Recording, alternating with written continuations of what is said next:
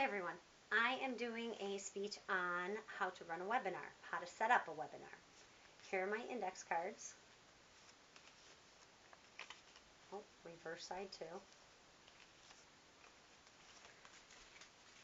So, iPhones, iPads, hoverboards, smartboards, technology is constantly changing. The change in technology allows for different forms of communication. A lot of times we get emails or text messages, but in the business world, when you have meetings, it's not always convenient for people to come into one particular room as traditionally meetings were held. Same with school. It's not always very convenient for people to be able to get to the school to take a class. That's why we are doing online classes. So there's different ways to communicate, even without being in the same room, to get the information. How do we do that? Well, one way to run a meeting is through a webinar. That's so everybody can join the meeting. They don't have to fly in or bus in or drive in or even leave their house. They can do this right from home.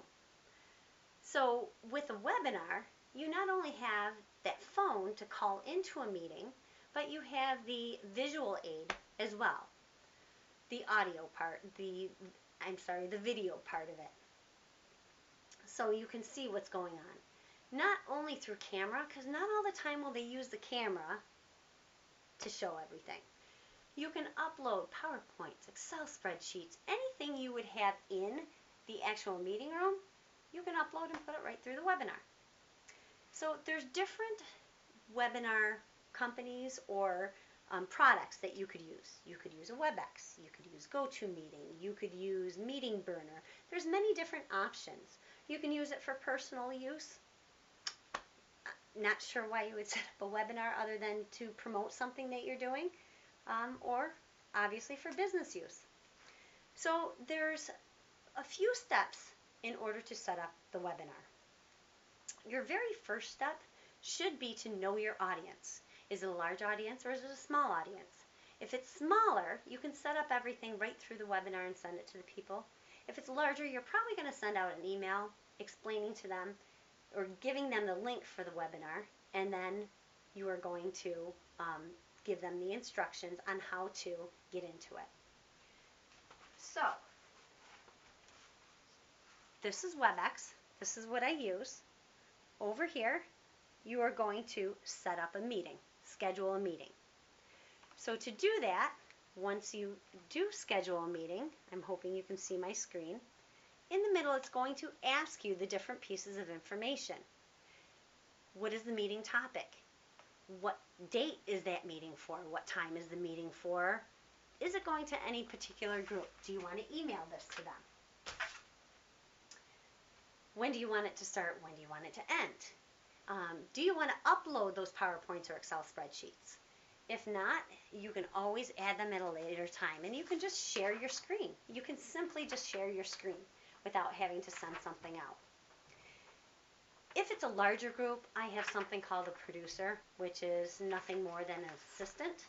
So in the webinar, you have a place where people, even if they are not visually seen, they can raise their hand if they have a question. They can tell you that they've left to use the bathroom. They can tell you they've stopped doing something or they can't hear you. They also have a chat feature. So if it's a smaller group, the presenter, the host, is able to look through all that information and answer those quickly.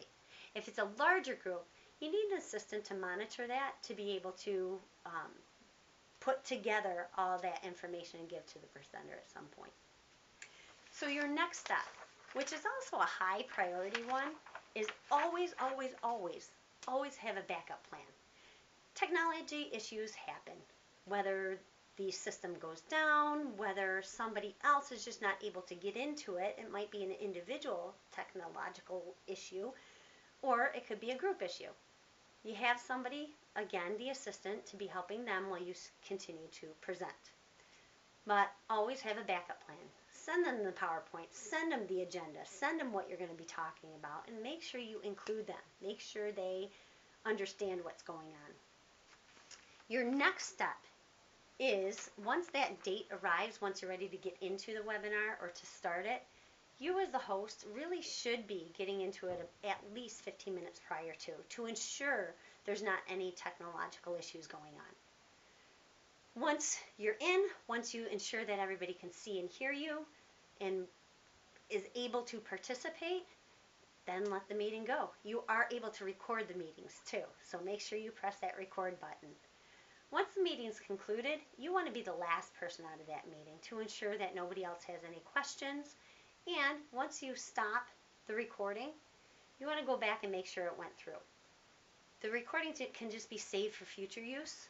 You can send it to people who might have missed the meeting, or you can use it for yourself to review, or for others if they have questions, you can send it out to your audience anyway so they can review things that they might have missed.